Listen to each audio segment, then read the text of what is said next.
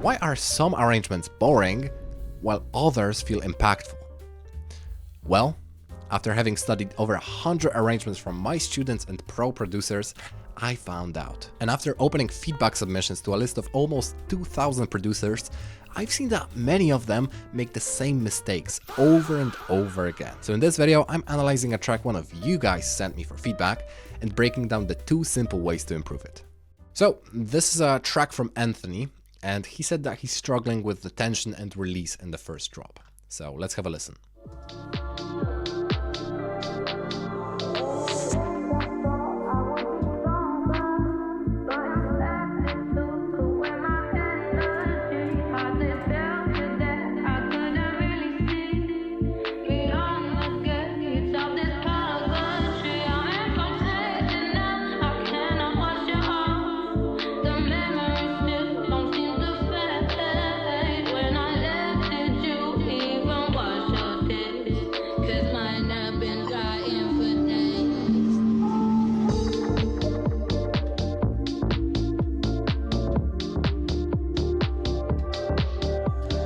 Okay, so first of all, really nice track, Anthony. You're doing a lot of things right already, which we'll get into in a second.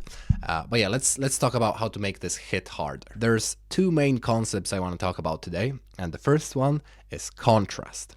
Contrast is basically when something is strikingly different from something else, like black and white put right next to each other. And contrast in music is when you put some empty space or silence right before a very high energy drop.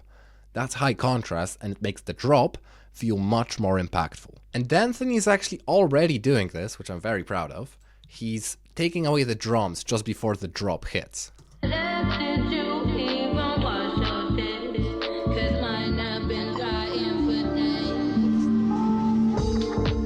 I really like that. It does make it feel much more impactful. It's like a solo section right before. The only thing I would maybe adjust is I would probably also take away the bass for that little brief second.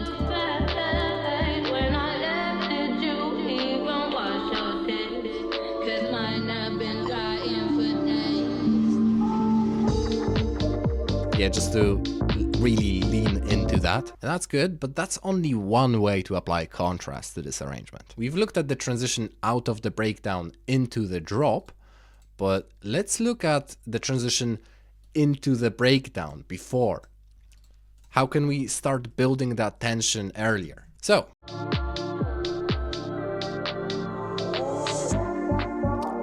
right now, when we go into the breakdown, not that much is changing. Like, sure, we do get the introduction of the bass, we slowly start introducing the vocals, and we take away the hats, but that's pretty much it. So the way you want to think about this is like, what can you change? And by the looks of it, we can't really add anything new that hasn't been playing at this point. I mean, I guess we could try adding some new hi-hats from later on.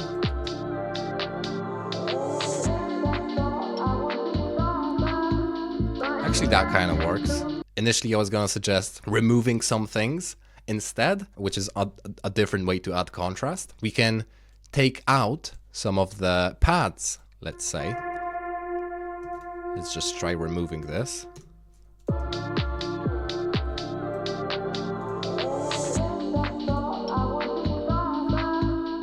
Maybe you can try removing these chords as well.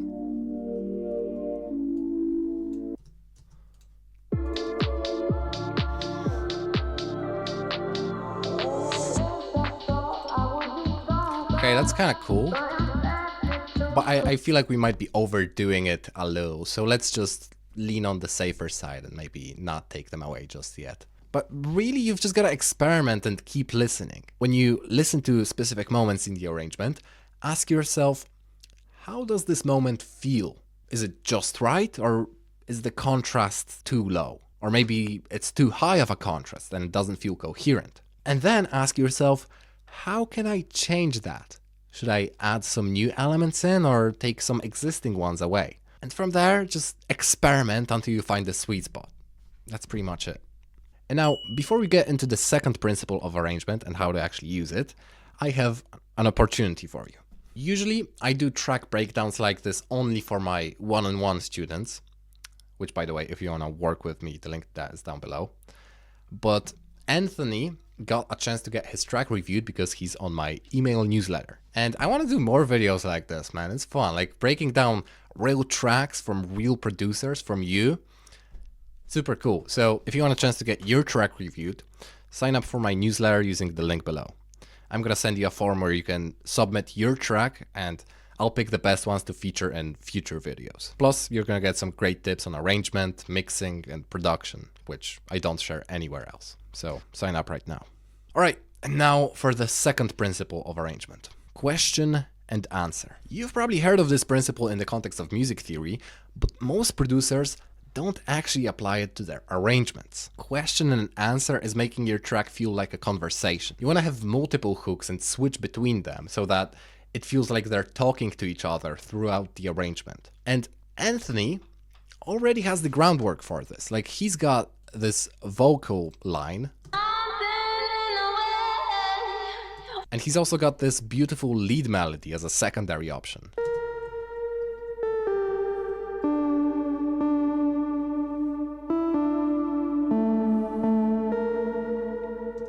The thing is, Anthony, you could just lean into the back and forth a little bit more. So let me show you. Currently, the drop feels like this.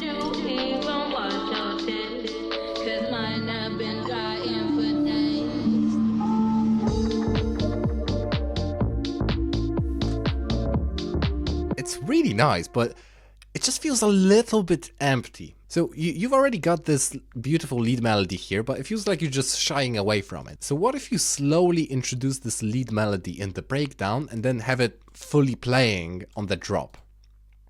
Let's adjust the filter automations a little bit. Let's have a listen to that.